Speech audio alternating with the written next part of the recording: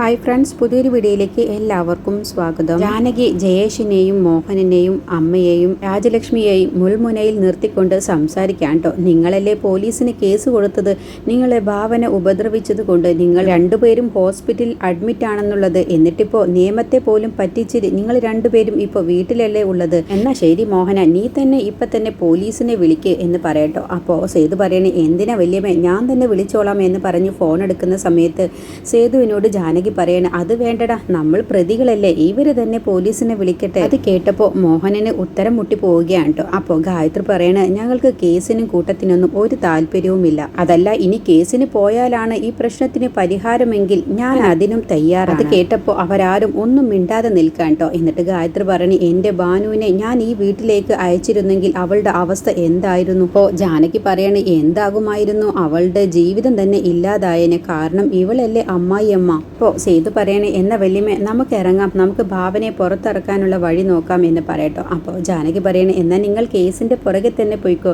ഞങ്ങൾ എന്തായാലും ഭാവനയെ പുറത്തിറക്കുക തന്നെ ചെയ്യും. എൻ്റെ ഭാവനയുടെ കൂടെ ഒന്നല്ലെങ്കിൽ ഗായത്രിയോ അല്ലെങ്കിൽ ഞാനോ ജയിലിൽ ഉണ്ടാവും എന്ന് പറഞ്ഞിട്ട് അവരിറങ്ങുന്ന സമയത്താണ് ഭാരതി പറയുന്നത്, നിൽക്കവിടെ. ജാനകിയും ഗായത്രിയും സേതുവും എന്താണ് എന്നുള്ള ഭാവത്തിൽ നോക്കാൻ കേട്ടോ. അപ്പോൾ ഭാരതി പറയണേ, ഞങ്ങൾ പറയുന്നത് പോലെ നിങ്ങൾ ചെയ്താൽ മതി, എങ്കിൽ ഈ പ്രശ്നങ്ങളെല്ലാം ഇതോടുകൂടി അവസാനിക്കും. നിന്റെ മോളുടെ പേരിലുള്ള കേസും ഞങ്ങൾ പിൻവലിക്കാം. ഗായത്രി, ഞാൻ പറയുന്നത് പോലെ ഞങ്ങൾക്ക് ചെയ്തു തന്നാൽ മതി എന്ന് പറയുമ്പോൾ എന്താണ് എന്നുള്ള ഭാവത്തിലാണ് കേട്ടോ അവർ കേൾക്കുന്നത്. എന്നിട്ട് മോഹനൻ പറയാണ്, നമ്മുടെ അച്ഛൻ ചേച്ചിയുടെ പേരിൽ കുറച്ച് വസ്തു വാങ്ങിയിട്ടിട്ടുണ്ട്, അത് ഞാനും അമ്മയും അറിഞ്ഞിട്ടുണ്ടായിരുന്നില്ല. ഇപ്പോൾ ഞാനാണ് ആ വസ്തു ഇത്രയും കാലം നോക്കി നടത്തി വരുന്നത്.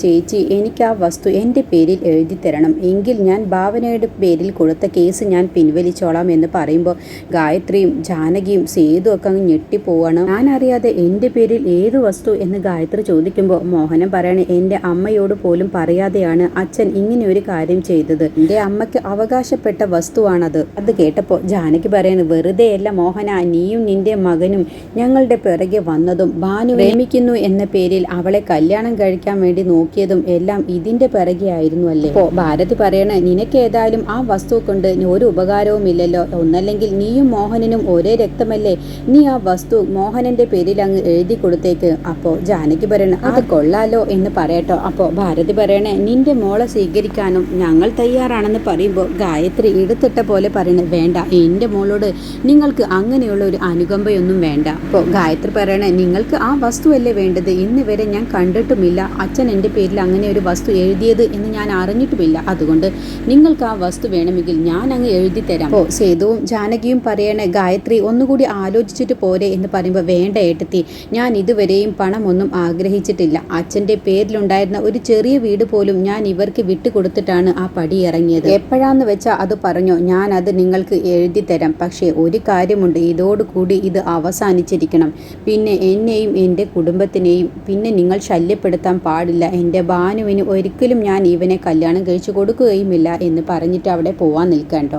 അപ്പോൾ അത് കേട്ടപ്പോൾ ഇവർക്ക് ഒരുപാട് സന്തോഷമാവാണ്. അപ്പോൾ മോഹനൻ പറയണേ, ഇല്ല, ഞങ്ങൾ ഇനി നിങ്ങളെ ശല്യപ്പെടുത്താൻ വരില്ല എന്ന് പറയട്ടോ. അപ്പോൾ ജാനകി പറയണേ, സേതു നിനക്കൊന്നും പറയാനില്ലേ എന്ന് ചോദിക്കുമ്പോൾ, ഞാൻ എന്ത് പറയാനാണ് വല്യമ്മ, അമ്മ എല്ലാം തീരുമാനിച്ചില്ലേ, ഇനി അതുപോലെയൊക്കെ നടക്കട്ടെ എന്ന് ദേഷ്യപ്പെട്ടിട്ടാണ് കേട്ടോ സേതു പറയുന്നത്.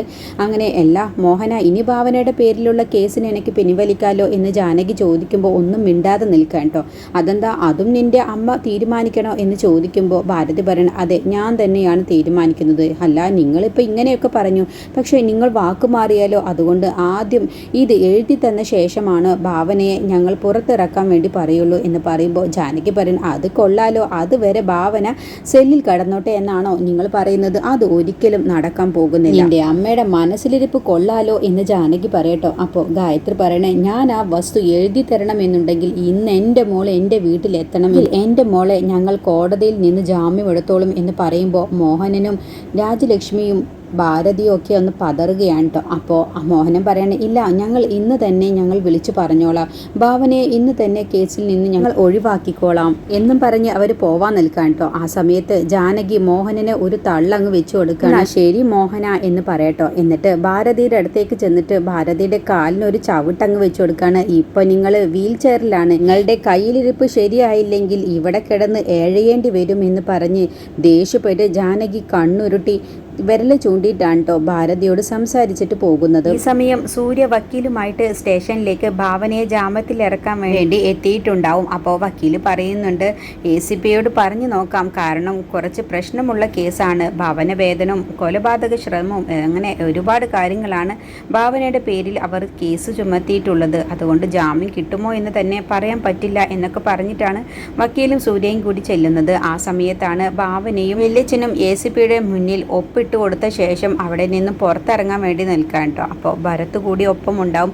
അപ്പോൾ അല്ല, എന്താണ് സൂര്യ വക്കീലുമായിട്ട് എന്ന് ACP ചോദിക്കുമ്പോൾ അവനെ ജാമ്യത്തിൽ ഇറക്കാൻ വേണ്ടിയിട്ട് എന്ന് പറയുമ്പോൾ അതിൻ്റെ ഒന്നും ആവശ്യമില്ല, കേസ് തന്നവർ തന്നെ കേസ് പിൻവലിച്ചു എന്ന് പറയുമ്പോൾ സൂര്യ തന്നെ അതിശയിച്ചു പോവാണ്. ഇതെങ്ങനെ സംഭവിച്ചു എന്ന് സൂര്യ ചോദിക്കുമ്പോൾ വല്യച്ഛൻ കാര്യം പറയട്ടോ, ജാനകിയും ഗായത്രിയും മായയും കൂടി മോഹനനെ കണ്ട് സംസാരിച്ചു, അതിൻ്റെ ശേഷമാണ് കേസ് പിൻവലിച്ചത്. അപ്പോൾ ഭാവന പറയണേ വല്യച്ഛനാണ് അതൊക്കെ ചെയ്യിപ്പിച്ചത് സൂര്യ എന്ന് പറയട്ടോ. അപ്പോൾ ACP പറയണേ, സ്വന്തം അച്ഛൻ പോലും തിരിഞ്ഞു നോക്കാത്ത കാലത്ത് ഇങ്ങനെ ഒരു വല്യച്ഛനെ കിട്ടിയത് ഭാവന നിന്റെ ഭാഗ്യം തന്നെയാണ്. അപ്പോൾ വിജയവത്വം പറയണേ, അതിന് ഞാനൊന്നും ചെയ്തില്ലല്ലോ മേഡം പറഞ്ഞതുപോലെ ഒന്ന് ചെയ്തു നോക്കി, അത്രയേ ഉള്ളൂ എന്ന് പറയട്ടോ.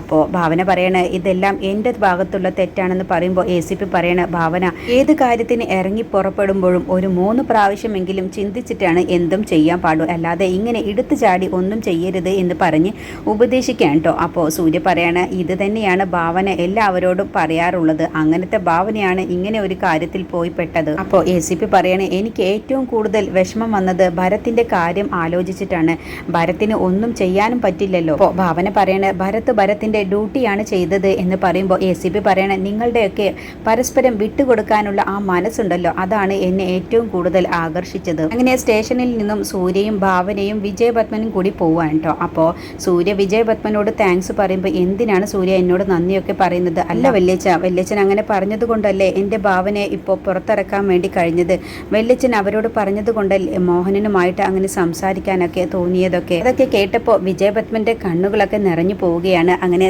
സൂര്യയുടെ വീട്ടിലേക്ക് പോവാൻ കേട്ടോ. അമ്മ എന്നെ വിളിച്ചിട്ടുണ്ട് എന്ന് പറഞ്ഞിട്ട് ഭാവനയും വിജയപത്മനും കൂടി നേരെ വീട്ടിലേക്കും പോവാണ്. പിന്നീട് മോഹനൻ അമ്മയോട് സംസാരിക്കുകയാണ്, എത്രയും പെട്ടെന്ന് ചേച്ചിയുടെ കയ്യിൽ നിന്നും ആ സ്ഥലം എഴുതി വാങ്ങണം, അല്ല എന്നുണ്ടെങ്കിൽ അവരുടെ മനസ്സ് മാറിയാലോ എന്നൊക്കെ പറയട്ടോ.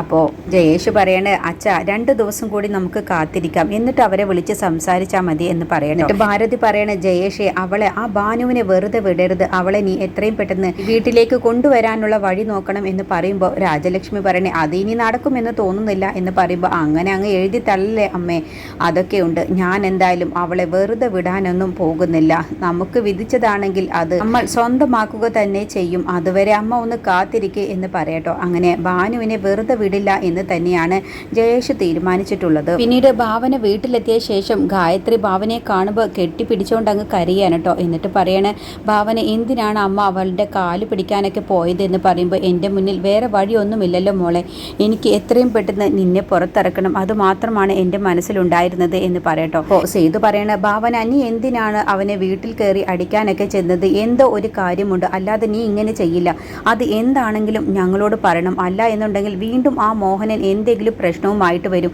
അത് തടയാൻ വേണ്ടി ഞങ്ങളോട് ഇക്കാര്യം പറഞ്ഞേ മതിയാവൂ എന്ന് പറയട്ടോ. അപ്പോൾ വിജയപത്മനും പറയണ, അത് പറയണം, എന്താണ് മോളെ നീ മറച്ചു വെക്കുന്നത്, എന്താണെങ്കിലും നീ ഞങ്ങളോട് തുറന്നു പറ എന്ന് പറയട്ടോ. അപ്പോൾ ജാനകി പറയണ, അവൻ ഇനി പ്രശ്നത്തിനൊന്നും വരാതിരിക്കാൻ ഗായത്രി അവിടെ നിന്ന് സമ്മതിച്ചു പോലെ അങ്ങ് ചെയ്താൽ മതി, പിന്നെ അവനെ കൊണ്ടും അവൻ്റെ ആ പെരട്ട തളയെ കൊണ്ടും ഒരു ശല്യവും ഉണ്ടാവില്ല എന്ന് പറയുമ്പോൾ ഭാവന ചോദിക്കുകയാണ്, എന്ത് കാര്യം എന്നങ്ങ് ചോദിക്കുമ്പോൾ ജാനകി കാര്യങ്ങൾ പറയട്ടോ. നിന്റെ മുത്തശ്ശൻ നിന്റെ അമ്മയുടെ പേരിൽ കുറച്ച് വസ്തു വാങ്ങിച്ചിട്ടുണ്ടത്രേ, അത് അവന് തിരിച്ചെഴുതി കൊടുക്കണമെന്നാണ് പറഞ്ഞിട്ടുള്ളത്, അങ്ങനെയാണെങ്കിലാണ് നിന്നെ ഈ കേസിൽ നിന്നും ഒഴിവാക്കൂ എന്നാണ് അവൻ പറഞ്ഞത്. അപ്പോൾ അത് ഗായത്രി സമ്മതിച്ചു, അതുകൊണ്ടാണ് അവൻ നിന്നെ കേസിൽ നിന്നും ഒഴിവാക്കിയത് എന്ന് പറയുമ്പോൾ ഭാവന അതിശയിച്ചു പോവാണ്. അപ്പോൾ ഇതൊക്കെ മുൻകൂട്ടി കണ്ടിട്ട് തന്നെയാണ് ഭാനുവിനെ അവൻ കുരുക്കാൻ നോക്കിയത് എന്നുള്ളത് ഭാവനയ്ക്ക് മനസ്സിലാവാൻ കേട്ടോ. അങ്ങനെ ഭാവന ഇനി മനസ്സിലൊരു തീരുമാനം എടുത്തിട്ടുണ്ടാവും, ഒരിക്കലും മോഹനന് ആ സ്ഥലം എഴുതി കൊടുക്കാൻ ഭാവനയടക്കം എല്ലാവരും സമ്മതിക്കില്ല. മോഹനൻ ചെയ്ത അതേ കളി തന്നെ തിരിച്ച് ഇനി മോഹനനിട്ട് നല്ലൊരു പണി തന്നെയാണ് ഭാവന ഇനി പ്ലാൻ ചെയ്ത് വെച്ചിട്ടുണ്ടാവുക. അങ്ങനെ ഗായത്രിയുടെ പേരിലുള്ള ആ സ്വത്ത് ഒരിക്കലും മോഹനന് കൊടുക്കാൻ ഭാവനയും സേതു ഭരത്തും അങ്ങനെ ആരും തന്നെ ഇനി സമ്മതിക്കില്ല കേട്ടോ. അങ്ങനെ മോഹനന് ഒരു 8ന്റെ പണി തന്നെയാണ് ഇനി ഭാവന കരുതി വെച്ചിട്ടുണ്ടാവുക. അങ്ങനെ ഭാനുവിനെ കൂടി അവന് ആ ജയേഷിന് കല്യാണം കഴിച്ചു കൊടുക്കണം എന്നൊക്കെ പറഞ്ഞു എന്ന് പറയുമ്പോൾ വിജയപത്മൻ പറയാണ്, ഒരിക്കലും ഭാനുവിനെ ഇനി അവന് കൊടുക്കില്ല എന്ന് വിജയപത്മനും കൂടി പറയട്ടോ. അപ്പോൾ ജാനകി പറയണേ ഗായത്രി അതിന് അവരുടെ മുന്നിൽ വെച്ച് തന്നെ പറഞ്ഞിട്ടുണ്ട്, ജയേഷിനെ കൊണ്ട് ഒരിക്കലും ഭാനുവിനെ വിവാഹം കഴിപ്പിക്കില്ല എന്ന്. നടുക്കടലിൽ ഭാനുവിനെ കൊണ്ടുവിട്ടാലും ശരി അവന് കൊടുക്കില്ല എന്ന് ഗായത്രി അവരുടെ മുഖത്ത് നോക്കി പറഞ്ഞു എന്നൊക്കെ പറയട്ടോ. അപ്പോൾ വിജയപത്മൻ പറയുന്നുണ്ട്, മോഹനൻ ഒരു പെരും കള്ളനാണ്, അവൻ്റെ മകൻ അതിലും വലിയ കള്ളനാവാനാണ് ഇനി സാധ്യതയുള്ളൂ എന്ന് പറയാണ്. അടുത്ത എപ്പിസോഡിൽ ഭാവനയെ സ്റ്റേഷനിൽ നിന്നും ഇറക്കിയ വിവരം അറിഞ്ഞ് ജയനിർമ്മല ഇനി ഭാവനയെ കാണാൻ വേണ്ടി ഗായത്രിയുടെ വീട്ടിലേക്ക് വരുന്നുണ്ട് കേട്ടോ. അങ്ങനെ ജയനിർമ്മല പരിഹാസത്തോട് കൂടിയിട്ടാണ് ഭാവനയുടെ അടുത്തേക്ക് വരുന്നത്. എന്നിട്ട് ഭാവനയോട് പറയുന്നുണ്ട്, ഇപ്പം എന്തുണ്ടായി ഭാവന, നീ കഷ്ടപ്പെട്ട് ആ ഭരത് എന്ന് പറഞ്ഞവനെ പഠിപ്പിച്ച് ഈ നിലയിൽ എത്തിച്ചു, എന്നിട്ടിപ്പോൾ അവൻ തന്നെ നിന്നെ അറസ്റ്റ് ചെയ്ത് ലോക്കപ്പിലിട്ടില്ലേ, ഇതിലും വലിയ ശിക്ഷ ഇനി നിനക്ക് കിട്ടാനുണ്ടോ? ഇങ്ങനത്തെ ഒരു അവസ്ഥ ലോകത്ത് ഏതെങ്കിലും ഒരു പെണ്ണിന് വന്നിട്ടുണ്ടോ എന്നൊക്കെ പറഞ്ഞ് ജയനിർമ്മല ഭാവനയെ തളർത്തുന്ന ഓരോ വാക്കുകളും പറയട്ടോ. പക്ഷേ എനിക്ക് അതൊന്നും കേട്ടിട്ട് ഒരു കുലുക്കവും ഇല്ലാതെയാണ് കേട്ടോ നിൽക്കുന്നത്. അങ്ങനെ ഭാവനയുടെ കഴുത്തിലുള്ള സൂര്യ കെട്ടിയ താലി അങ്ങ് പൊക്കി പിടിച്ചുകൊണ്ട് പറയാണ്, നീ ഇപ്പം ഈ കാണിച്ചു കൂട്ടുന്ന അഹങ്കാരം എല്ലാം തന്നെ എൻ്റെ മകൻ സൂര്യ കെട്ടിയ ഈ താലിയുടെ അഹങ്കാരത്തിലല്ലടി എന്നൊക്കെ പറഞ്ഞ് ഭാവനയെ ചൊണിപ്പിക്കുന്ന രീതിയിലൊക്കെ നിർമ്മല സംസാരിക്കുകയാണ്. അങ്ങനെ ഭാവന ജയനിർമ്മലയ്ക്ക് ഉത്തരം വെട്ടിക്കുന്ന രീതിയിലുള്ള മറുപടി അങ്ങ് കൊടുത്ത് തലയും താഴ്ത്തിയിട്ട് തന്നെ ജയനിർമ്മല അവിടെ നിന്ന് പോകുന്നത്. പിന്നീട് ഭാവനയുടെ അടുത്തേക്ക് ഭരത് വരികയാണ്. അതും വിഷമത്തോട് കൂടിയിട്ടാണ് കേട്ടോ വരുന്നത്. എൻ്റെ ചേച്ചിയെ എനിക്ക് തന്നെ അറസ്റ്റ് ചെയ്ത് ലോക്കപ്പിൽ ഇടേണ്ടി വന്നല്ലോ എന്നുള്ള ആ ഒരു കുറ്റബോധത്തോട് കൂടിയിട്ടാണ് കേട്ടോ ഭരത് വരുന്നത്.